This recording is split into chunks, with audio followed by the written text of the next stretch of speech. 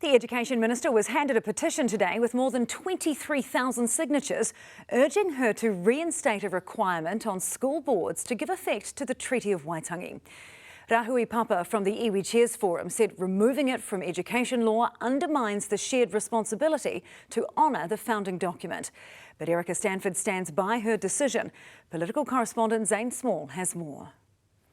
Erika Stanford fronting up to accept a petition on the steps of Parliament from iwi leaders. Minister, we want to say to you, this is the voice of the people.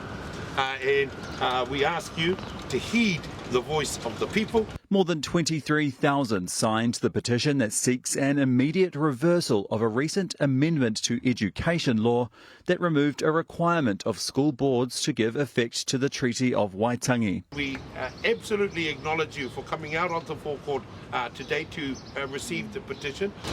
The importance of the Treaty of Waitangi in the Education Act, that has never been in question. It remains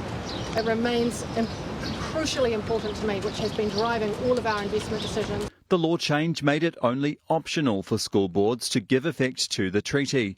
And so far, more than 1,000 schools have joined a list of those that have reaffirmed their commitment. The Education Minister suggested last month that some schools were being pressured.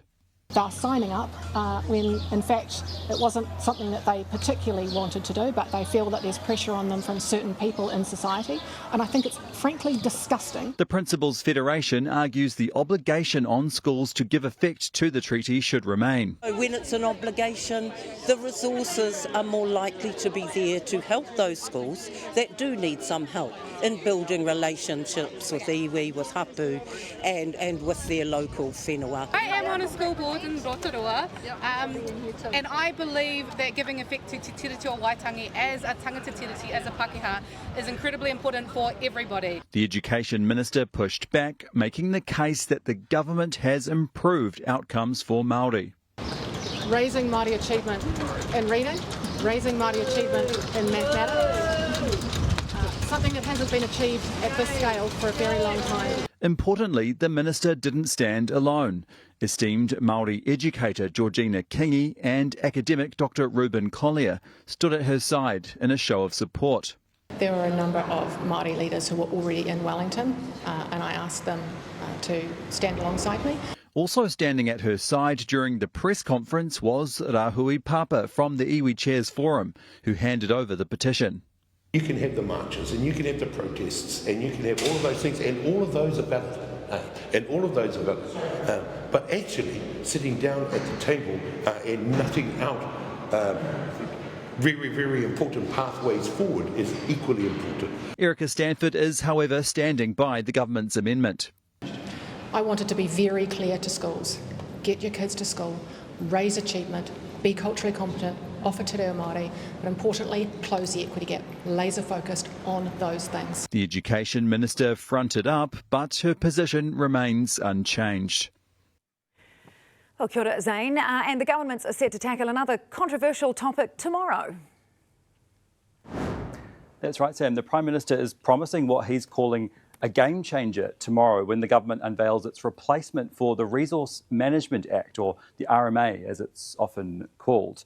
The 30-year-old law has long been blamed for holding back development by making resource consenting too restrictive. And so the government has rewritten that enormous piece of law to, in Christopher Luxon's words, have less talking, less filling in forms and more growing and getting things built. The Prime Minister gave a bit of a preview this afternoon. Here's what he had to say. To give you a sense of how radical our changes will be, officials estimate that up to 46% of consent and permit applications required under the current RMA could be removed under our new planning system. Based on 23-24 volumes, that represents between 15,000 and 22,000 consents that would no longer be needed.